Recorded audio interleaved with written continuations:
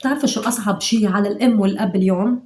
مش بس إنّن يأمنوا الأكل والتياب والمدرسة واحتياجات الأولاد، الأصعب إنه كل ما شافوا ولد مبسوط بمطعم أو بسفرة أو بمدينة ألعاب بيقولوا يا ريت فينا نعمل لأولادنا أكتر، يمكن نحن مقصرين بحقهم. بس خلّيني أقول لكم شغلة من القلب، ولادنا ما بدّن حياة غالية، بدّن حياة فيها وقت، أمان وذكريات حلوة معنا. أهلا فيكم بفضفضة. اليوم بدنا نحكي عن شغلة بتهم كل أم وأب عم يحاولوا يعيشوا يربوا ولادهم يأمنوا مستقبلهم وبنفس الوقت ما يحسوا إنهم حارمين ولادهم من الحياة. خلونا نكون واقعيين، مش كل عائلة بتقدر تظهر كل أسبوع، مش كل شهر فينا نحجز بمطعم، مدينة ملاهي، سفرة أو بفندق، في إيجار، في أقساط، في كهرباء، في مدرسة، طبابة وأكل، وفوق كل هيدا بدنا نصمد شوية مصاري للمستقبل. وهون ببلش الضغط النفسي، بتصير تشوفي غيرك على السوشيال ميديا، عيلة مسافرة، ولاد عم يلعبوا مبسوطين، أم عم تعمل نشاطات لأولادها، وتقولي لحالك أنا ليش ما عم بعمل هيك؟ بس انتبهي، أنت عم تقارني حياتك الحقيقية بأجمل لقطة من حياة غيرك، والحقيقة إنه الطفل مش عم يحسب قديش صرفتي عليه، الطفل بيتذكر إنه ماما قعدت حده، بابا لعب معه، والعيلة ضحكت سوا، وإنه كان في يوم بالشهر كلهم ناطرينه، وهون بنوصل للحل.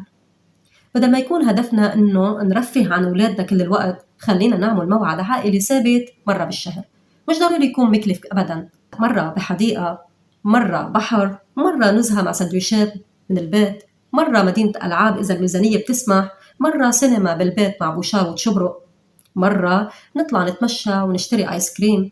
الفكرة مش بالمصاري، الفكرة إنه الولد يعرف إنه في وقت مخصص إله وللعيلة، وهيدا الشي إله قيمة نفسية كبيرة.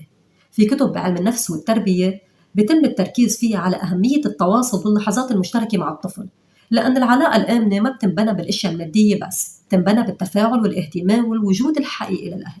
يعني ممكن لعبة غالية يفرح فيها الولد ساعتين، بس ذكرى دهرة مع بابا وماما ممكن تضل بقلبه سنين. والأجمل، خلوا الولاد يشاركوا بالتخطيط، قولي له هيدا الشهر عنا نهار عائلة، شو بتحب نعمل؟ خليه يختار بين شغلتين أو ثلاثة، هيك ما بيكون بس عم يستمتع، بحس إنه إله رأي وإنه هيدا الوقت إله قيمة. هون إذا حسيتي إنه هيدا الكلام عم يشبه حياتك اشتركي بالقناة وحطي لايك وبعتي هيدا الفيديو لأم وأب يمكن يكونوا بحاجة يسمعوا هالكلام.